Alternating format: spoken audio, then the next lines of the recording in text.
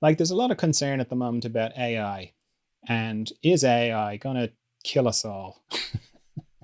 Is it going to, they talk about the singularity, which is where artificial intelligence becomes conscious.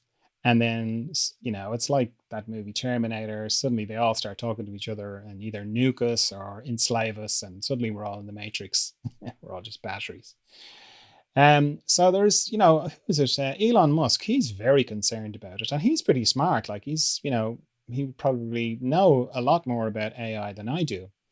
And he's very concerned. And then there's other people who are not concerned. But for me, it's like, but sure, it's kind of happened already. It's just not the way we think it, because like corporations are artificial intelligence. They operate in the same way that we're afraid of that, computer artificial intelligence is operating. And it's a lot to do with distance, you know, because you say, well, what's a corporation? Well, I mean, corporations have been given their own legal entity. So technically they are, you, if, okay, they're not conscious, but there's separation. And as soon as you can get some separation, you can start to separate from responsibility. And it's like, oh, well, like most of the damage that's being done is being done by corporations. I think, like we're all buying electric cars and recycling.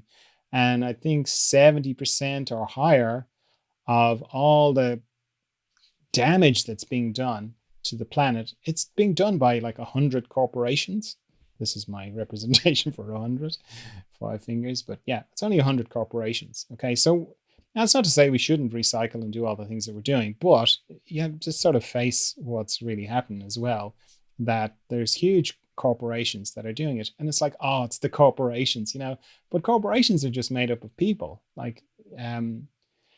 But we've separated away from them. We've separated ourselves from them so that there's a sort of feeling of, oh well, I'm not the bad guy here. No. It's a corporation. It's some other thing.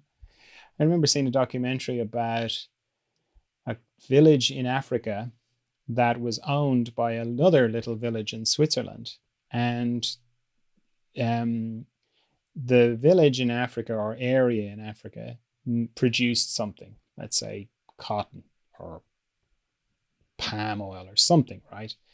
And they're all, the level of poverty is quite low the level of poverty is quite high in this area in Africa.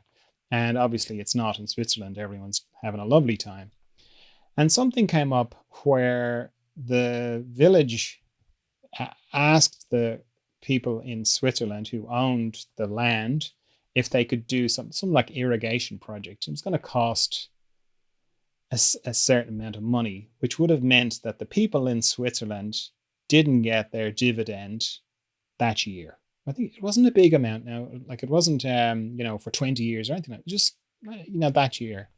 So Switzerland has a version of direct democracy. So they were able to, this town in Switzerland that owned the land in Africa, they heard all the information, and it would have made a big difference to the people in Africa. Like I was watching it going, oh, well, that's great. Like they just, give them the money and they get the irrigation system and, no one's going to die and it'll be brilliant.